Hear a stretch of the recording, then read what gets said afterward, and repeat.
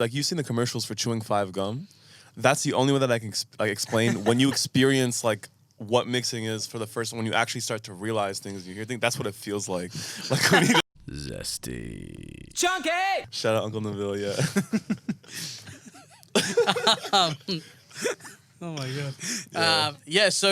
Like what are some of the things that you've learnt, I guess, in this process of like coming up to like release more music? Yeah. That have changed what you think and how you plan to release, and like why? Yeah. Why are you Pretty releasing like- music? No, but like why did you change? Nobody wants to hear that shit. Like, why did I change like from what I originally thought? Like, in all honesty, I think so, like, as you know, I started the project that I'm going to be releasing next, or my debut project. It's called Nights Like This, and I think how we went from doing the project originally a couple of years ago to now really kind of shows how I changed my mentality for wanting to release it. And honestly, I think it was the environment that I was in at the time. The people that I was surrounded by were kind of, trying to tell me that the biggest ambition you could have when releasing music is trying to get on Spotify playlists. I think that was the biggest kind of thing. And I think that was a way for a lot of people. So at the time, that was my biggest focus. Like, we were, researching analytics about average song plays, like length of songs and stuff like that, and with genres, in instruments, what was popping, so like the bass line in 2015 and stuff like that, and then the guitars and the flutes and all that kind of stuff now. So at the time, that's what I kind of thought was the most important thing.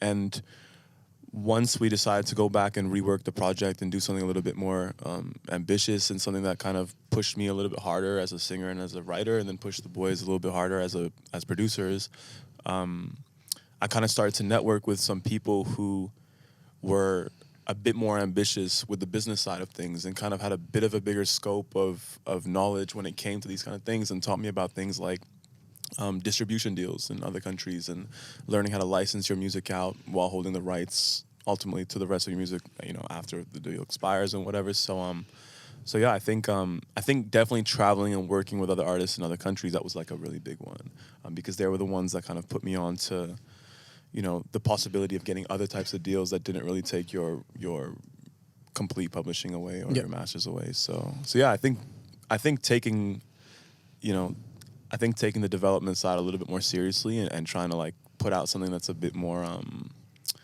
a bit more polished and a bit more like well-rounded.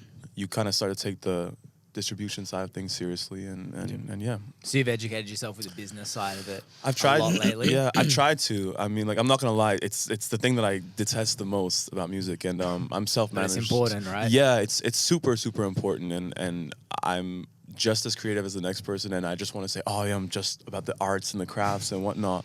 But a big part of like why I do what I do is I want to connect with as many people as I can, and to a certain extent, it can mean sacrificing your sound, and the other end of the spectrum is getting to know the business and having that dichotomy of being a creative but also being an organized business person, which isn't always a compatible thing within one person, but hey, you make do, you figure it out. And if you've got a team of people like we have, who kind of all help each other and kind of do the research and go on and collaborate and get knowledge from the people around them as well, by the time you come together and by the time you have a bit of a foundation, and I mean, we spent about 3-4 years now working on music before we're going to release officially. So by that point, we're just like a hot box of information, and now I think it's going to start to show.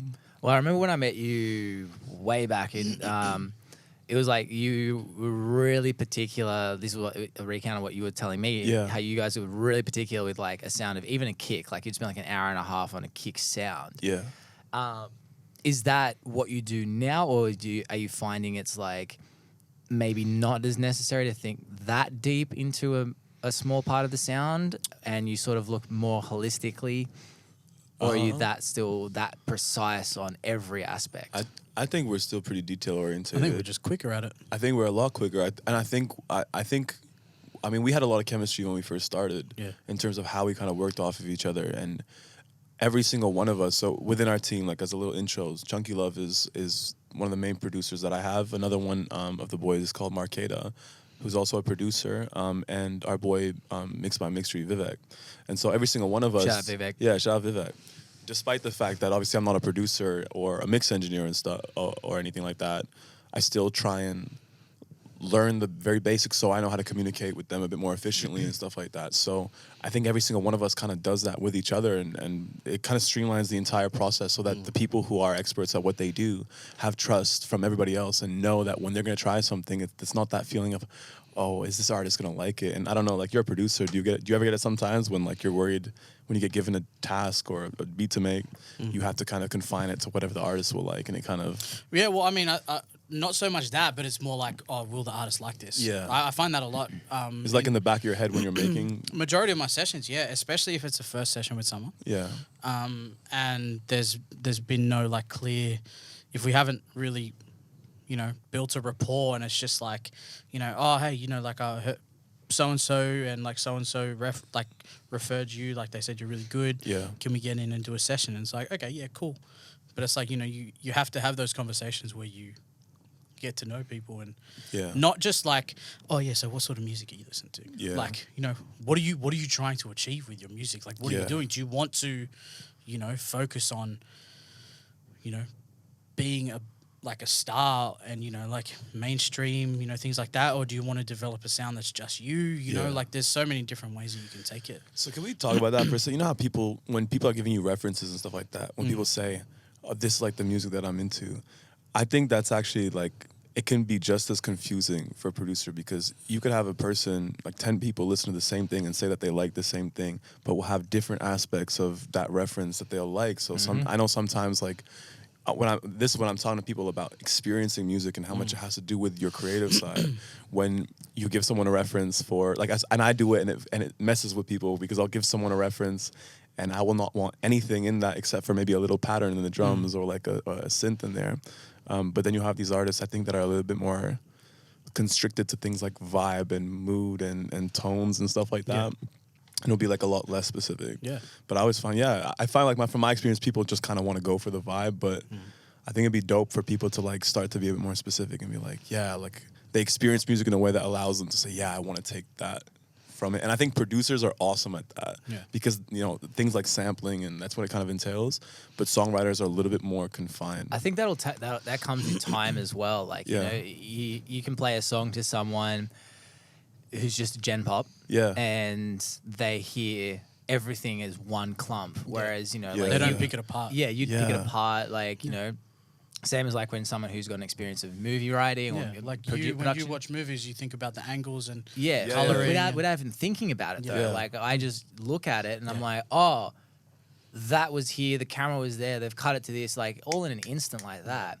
I think that's something that would definitely come in time, because when you first start out with music, you're just like, I like the song. Yeah. And then now, after a while, like you said, like you're now hearing it differently because of you've sat down for hours on end creating a drum beat, and now you'll hear that drum beat or drum beats in songs and go, I like that component. Yeah.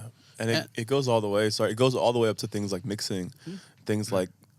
See, I wouldn't know what to listen for with mixing. Yeah, and I didn't either. And it's one of those moments. Have you've seen the commercials for chewing 5 gum?